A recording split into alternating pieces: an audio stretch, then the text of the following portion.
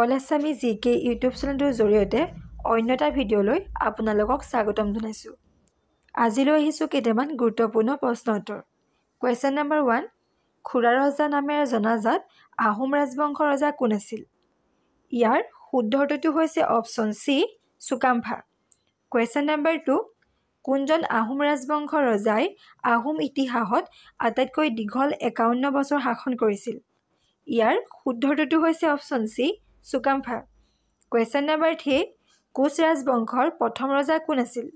ইয়াৰ শুদ্ধ উত্তৰটো হৈছে option C, Biswasingha. Question number 4, বিশ্বসিংহক পূৰ্বতে কি বুলি জনা গৈছিল? ইয়াৰ শুদ্ধ উত্তৰটো হৈছে option A, Bihu. Question number 5, Koch ৰাজ্যৰ পূৰ্বপুৰুষ বুলি কাক কোৱা হয়? ইয়াৰ শুদ্ধ উত্তৰটো হৈছে অপশ্যন এ, হাৰিয়া মণ্ডল। কুৱেশ্যন নম্বৰ 6, ৰজা বিশ্বসিংহৰ পিতৃ কোন আছিল? ইয়াৰ শুদ্ধ উত্তৰটো হৈছে অপশ্যন চি, হাৰিয়া মণ্ডল। কুৱেশ্যন নম্বৰ 7, কোন চনত মল্লদেৱ সিংহাসনত আৰোহণ কৰে আৰু নাৰায়ণ উপাধি লাভ কৰিছিল?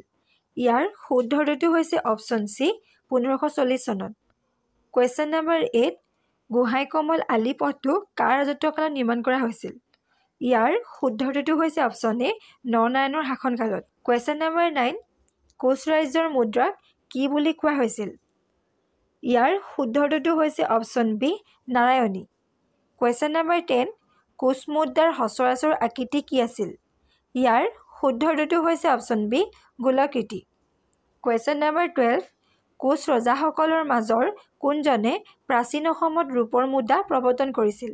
ইয়াৰ শুদ্ধ উত্তৰটো হৈছে option B, Naranarayan. Question number 13, কোনে নাৰায়ণী নামৰ ৰূপৰ মুদ্ৰা প্ৰৱৰ্তন কৰিছিল? ইয়াৰ শুদ্ধ উত্তৰটো হৈছে option B, Naranarayan.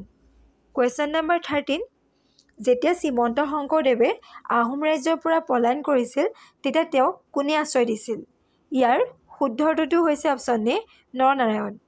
Question number 14, Srimanta শংকৰদেৱে কাৰ ৰাজত্বকালত একৰখন নাম ধৰ্ম স্থাপন কৰিবলৈ সক্ষম হৈছিল? ইয়াৰ শুদ্ধ উত্তৰটো হৈছে option C, Naranarayan. Question number 15, দাস্যভাৱক কোনে গ্ৰহণ কৰিছিল? দাস্যভাৱ ঈশ্বৰক প্ৰভু বুলি গণ্য কৰি প্ৰভুৰ চৰণত নিজকে অৰ্পণ কৰা। ইয়াৰ শুদ্ধ উত্তৰটো হৈছে option C, Sankardev. Question number 16, কাৰ নিৰ্দেশনাত অসমীয়া শিপিনীসকলে বৃন্দাবনী বস্ত্ৰ বৈছিল? ইয়াৰ শুদ্ধ উত্তৰটো হৈছে option A, Shankardev. Question number 17, Chandibar কাৰ উপৰিপুৰুষ আছিল? ইয়াৰ শুদ্ধ উত্তৰটো হৈছে option B, Shankardev. Question number 18, কোচবিহাৰত শংকৰদেৱৰ শিষ্য হোৱা মুছলমান ব্যক্তিজনৰ নাম কি আছিল? ইয়াৰ শুদ্ধ উত্তৰটো হৈছে option C, Chandahai. Question number 19, Srimanta Sankardev কনৌজৰ নিম্নলিখিত কোনজন ৰজাৰ বংশধৰ আছিল? ইয়াৰ শুদ্ধ উত্তৰটো হৈছে option C, Chandibar. Question number 20, শংকৰদেৱৰ গুৰু কোন আছিল? ইয়াৰ শুদ্ধ উত্তৰটো হৈছে option C, Mahendra Kandali. Question number 21, অসমত শংকৰদেৱৰ নৱবৈষ্ণৱী আন্দোলন কেতিয়া হৈছিল?